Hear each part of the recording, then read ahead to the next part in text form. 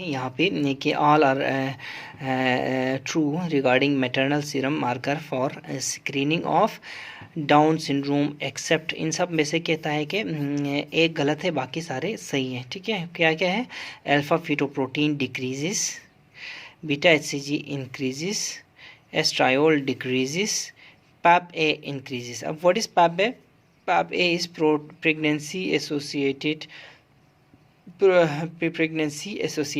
Precursor protein A. ठीक है, pregnancy associated precursor protein A. ठीक है, वो कहता है कि इन सब में से कौन सा स्टेटमेंट गलत है। ठीक है ना, ठीक है ना। अब जो एंटी नेटल डायग्नोसिस है, एंटी नेटल डायग्नोसिस है, इसमें क्या क्या यूज़ होता है? देखिए, बायोकेमिकल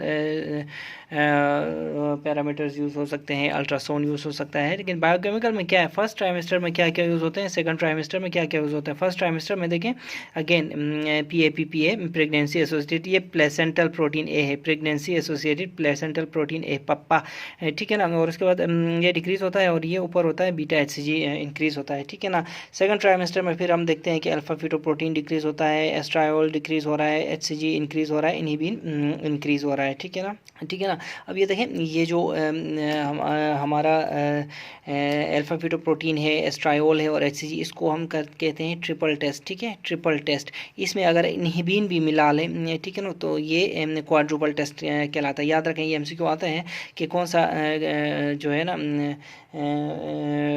बायोकेमिकल वो प्रॉपर्टी क्वाड्रुपल टेस्ट में ऐड की जाती है, तो वो इनहिबिन है। ठीक है ना। अब इसको हम एज ए निमोनिक कैसे याद रख सकते हैं?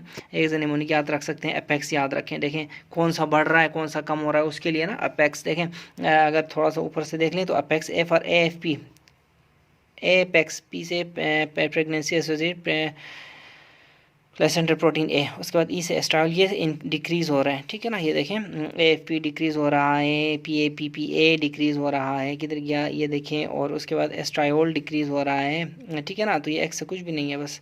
ठीक है, तो ये डिक्रीज़ हो रहा है, जबकि हाई इनहिबिन और HCG इंक्रीज़ हो रहे हैं। ठीक है ना, ये देखें इनहिबिन इंक्रीज़ हो रहा है और HCG इंक्रीज़ हो रहा है। ठीक है ना, तो जो इंक्रीज़ हो रहा है वो हाई, और जो डिक्रीज़ हो रहा है वो अपेक्स का ऑपोजिट कर दें, डिक्रीज़ हो रहा है। ठीक है, तो इस तरह आप ये याद रखना है कि ये चीज़ें इंक्रीज़ और डिक्रीज़ हो रही हैं। ठीक है ना, ठीक है, अपेक्स याद रखना।